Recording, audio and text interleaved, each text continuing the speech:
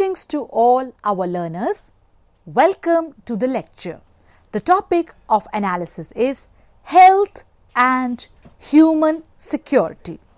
Dear learners, in this lecture, we shall try to analyze relevance of human security for issues in international politics. In this lecture, we shall discuss how human security and its very vital component of health security demands greater policy coherence both at domestic as well as international level. In this lecture, we shall try to understand that how health security has a huge bearing with the aspect of human security and how the world has been redefined with non-traditional new security threats like pandemics amongst others. When we try to understand the concept of human security, it is often said that this concept is an innovation and milestone in the field of security studies. It is said that human security takes the focus away from the state as the referent object to humans, to individuals. Now, we must take into account that how the earlier understanding of security was that were there in the realm of global politics. Dear learners, in the earlier phase, security was understood with respect to state, self-help, anarchic environment. In contrast to this, with the new concept of human security, we get a broad liberal sense which draws attention towards how one must focus on the individual, and with this focus on the security of an individual, get the focus towards connection to ensuring one's freedom. Now, no doubt there has been change in context. By that we mean that how the world has changed. With the end of the Cold War, rise of new forms and multiple centers, end of bipolarity, dissolution of Soviet Union, there was a push wherein there was the need to review the old security agenda. There was a need highlighted in various policy and academic disciplines that there is a need to review the old security agenda which only focused on the military. And at the same time, one must relocate resources in this aspect towards human concerns. A very landmark aspect here is that of the Human Development Report of 1994. And quoting from the report, the United Nations Development Programme identified 7 areas of threats to global security. New paradigm of sustainable human development, capturing the potential peace dividend, a new form of development cooperation, restructured system of global institutions. Human security approach, so as one tries to deliberate further, it has normative aspects also. The earlier focus of IR theory and security apparatus was that on complete rational, pragmatic perspective wherein security was seen with reference to the military, and military implied securing your national interest, securing your self-interest. But here, with the focus on the individual, the focus on ideals, norms also comes in. The core idea of human security takes individual as the referent, and this indeed presents a foundation for a new way of thinking in IR. Now, with having said so, let's understand then what are the advantages of human security as a theoretical concept in IR. At the first, it strengthens the moral, the ethical, the ideational foundations of politics. And at the policy level too, it gives impetus. It adds to efforts for multilateral, humanitarian efforts of the world community. Now, when we look at human security and policy, United Nations Millennium Development Goals 2000, the 8 Millennium Development Goals, which range from having extreme poverty rates to halting the spread of HIV/AIDS to providing universal primary education. So, from halving extreme poverty, halting the spread of HIV/AIDS, providing universal primary education, which was all said to be by the target of 2015. One gets the sense that the concept of human security made inroads towards the policy framework of international organizations like United Nations. So, from a blueprint, when we try to look at the United Nations Millennium Development Goals, that how they form a blueprint agreed to by all the world countries and all the world's leading development institutions, that is, eradicate extreme poverty and hunger, achieve universal primary education, promote gender equality and empower women, reduce child mortality, improve maternal health, combat HIV/AIDS, malaria and other diseases, ensure environmental sustainability, global partnership for development. At the outset, we must also take into account that how time and again it has been pointed out that the mandate of any international task force also must look at this very delicate link to where that has a reference towards the individual.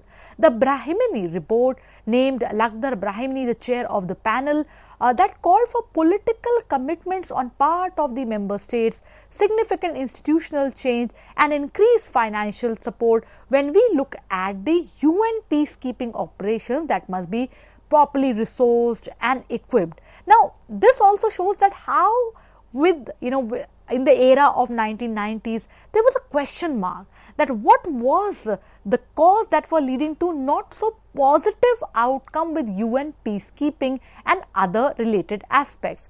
Now, in this perspective, human security definitely adds more both to IR theory and policy practices also, that extending a strong helping hand to the community, country or region to avert conflict or to end conflict. A United Nations that has not only the will but also the ability to fulfill its great promise, justifying the confidence and trust placed in it by the overwhelming majority of humankind. Now, one gets the sense that as we are discussing human security, health security is a very important component of human security. We all know our health security is not only an important national concern but also a significant global concerns. When we look at the infectious disease outbreaks, antimicrobial resistance, epidemic of non-communicable diseases, H1N1, Ebola, Zika, 2019 COVID pandemic, all it shows that threats to life, threats to health, inadequate access to health services are indeed important not only for the individual well-being but also for having a human resource in the polity that is healthy, and that is an advantageous for the national development also. Now, we must underline that there are various conceptualizations and ways of thinking about health security. It's not possible to reach an agreement on a consensus definition as to what do we mean by health security. Further, to add to that, there are new challenges each day. Then, health security in itself, looking at the wide range of diseases, rural to urban needs to differentiate, and how the level of knowledge and research and development is also different when it comes to each nation state. So, health security is indeed a contested field, but one gets the sense that health is now important for mainstream security studies paradigm. Now, with globalization and geopolitical shifts, there are new dimensions of the links between health and security.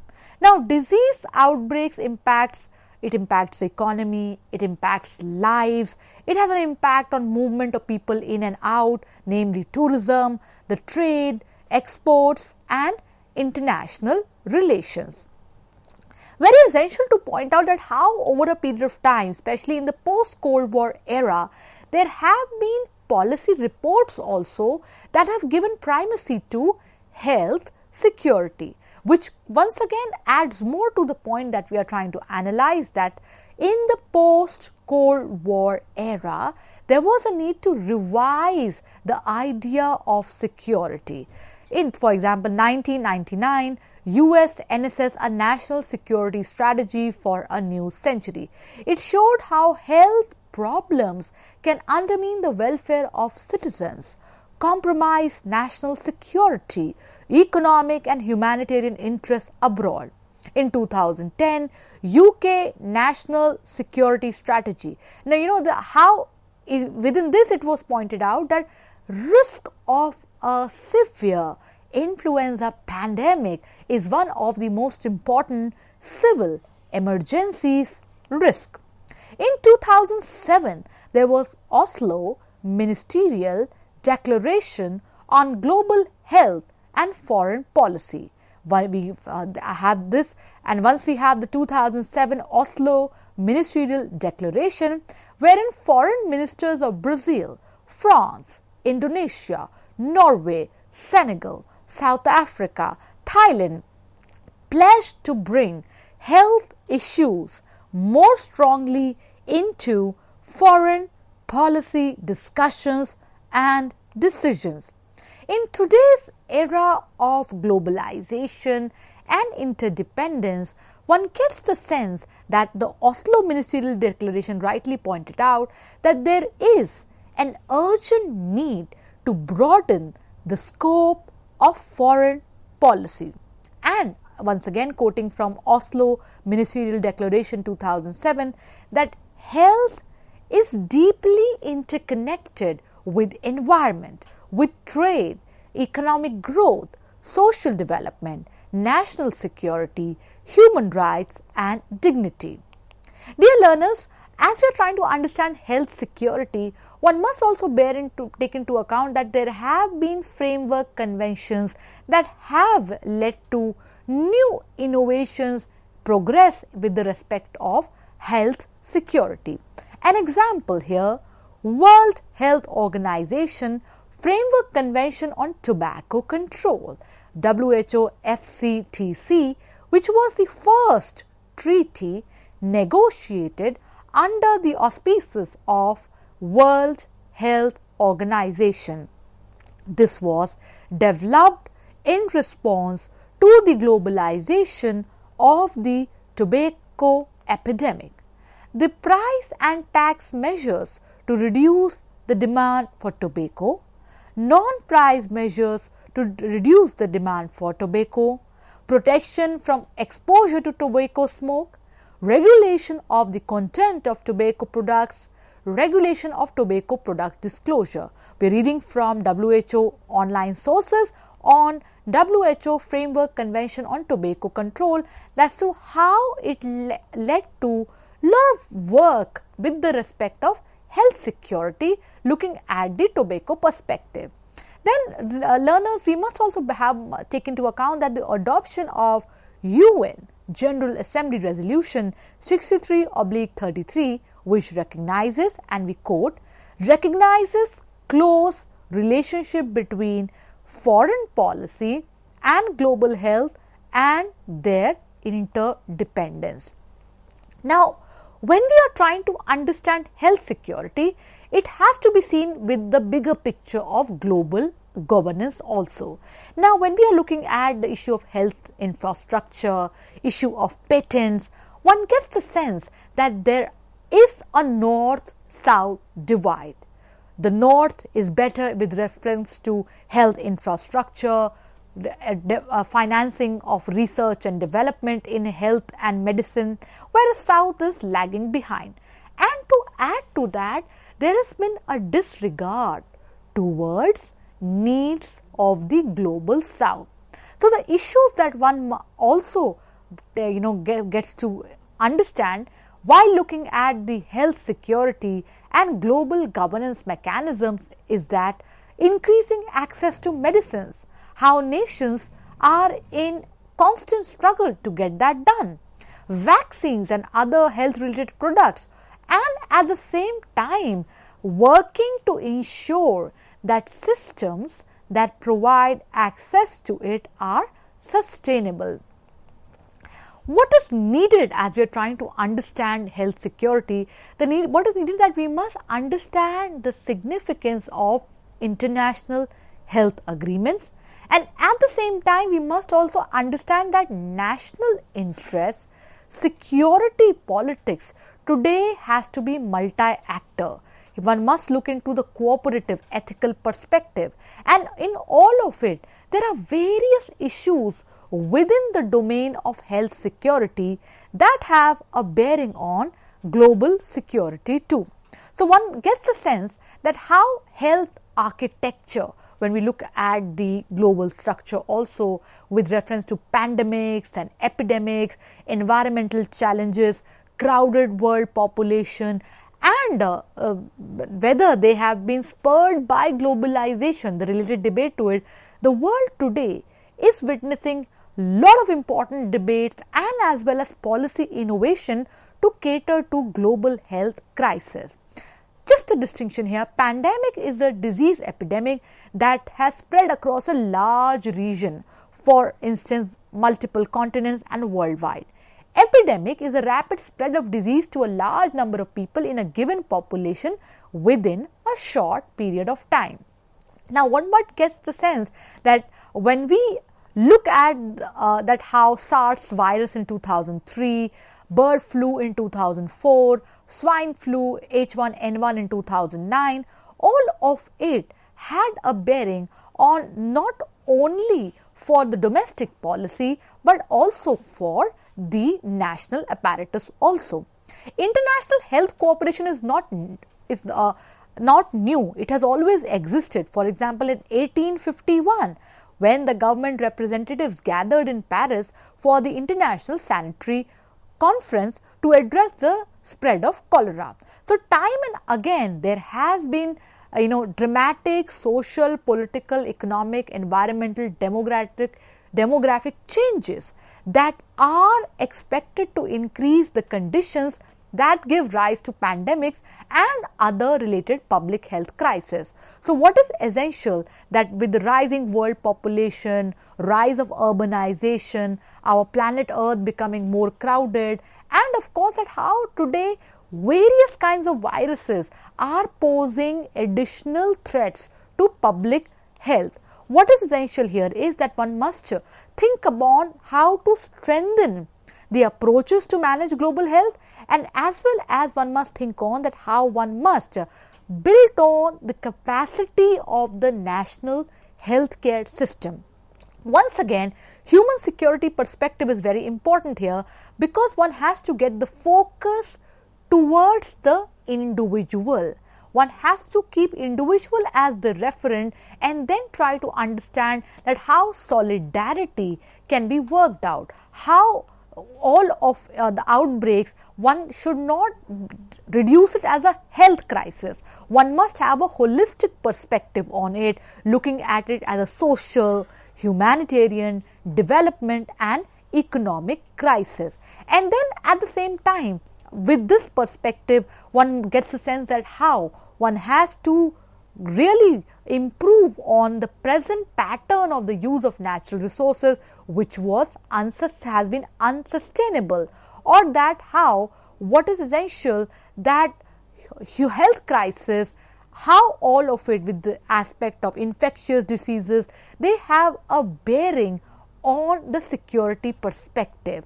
So one has to look at security in a holistic process and a holistic insight and perspective. Dear learners, we all know that with globalization there are economic processes, technological developments, compression of space and time. So as globalization is spreading across the world, there has been a lot of literature and thought process as to how it is leading to wide-ranging changes that are impacting on infectious diseases. Then at the macroeconomic level, there are changes needed to, overall, when we look at the picture, that how even for example in Asian financial crisis, it led to a similar impact on the public health spending. So with neoliberalism, health expenditure and its related aspect has to be seen if one has to work out human security in true sense, both at policy as well as action level. Then trade in specific products also has a direct impact on infectious diseases. Example, today there is a debate that how economic changes can lead to an impact on diseases. Trend towards globalization of the food industry, huge increases in international trade, how all of it have led to changes in consumption and behavior patterns, changes in dietary habits, large agrochemicals being used in TNCs, concerns over food change, review, and all of it demands that there must be review of the linkages. Quoting from this very important report by WHO, that is Globalization and Infectious Diseases, a review of the linkages. So what is essential, that we must look at the health security, health apparatus in a bigger framework. One must understand that how health security has a bearing not only for the individual but also for the nation state. Health security has to be seen, any health crisis has to be seen not only as just related to well-being, the physical well-being, but in a bigger picture as to how it has an implication for humanitarian, development, ecological, economic realms also.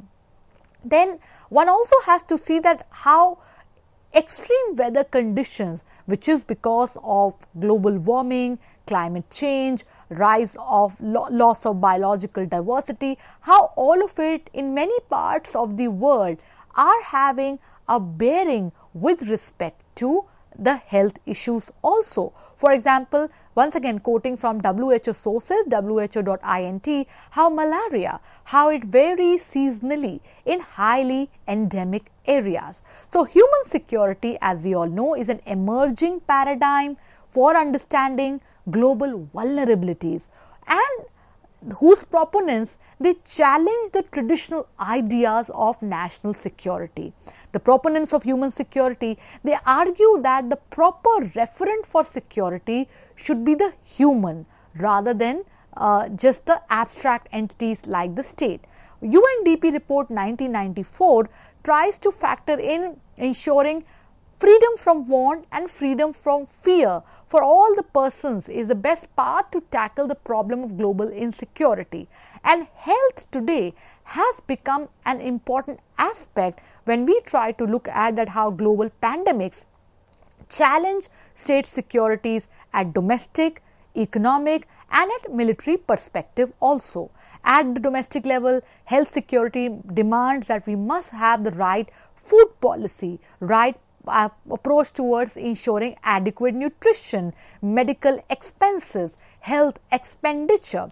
At the global level, it demands that one must also understand whether there are inequalities with reference to division between rich and the poor countries with respect to the availability of health, medicine, infrastructure, amongst others. So dear learners, what we get that the sense that how states have shifted their attention towards human security in the post-Cold War era. Today, there has been a broadening of the security agenda to incorporate important issues such as health. Health, no doubt, has a bearing on various aspects from individual to state to the global level. What is essential, that we must have right perspective to deal with issues of health security. One must work out right policy framework to cater to availability of medicines, right availability of health infrastructure from rural to urban in every respective nation state, and also look at how health security is becoming an important pillar to work out dimensions of power bargain. So dear learners, stay healthy. As rightly said, health is wealth. We hope that the lecture on health and human security gave you significant insights. We look forward to positive, encouraging feedback from you all for the same. Thank you very much for being with us.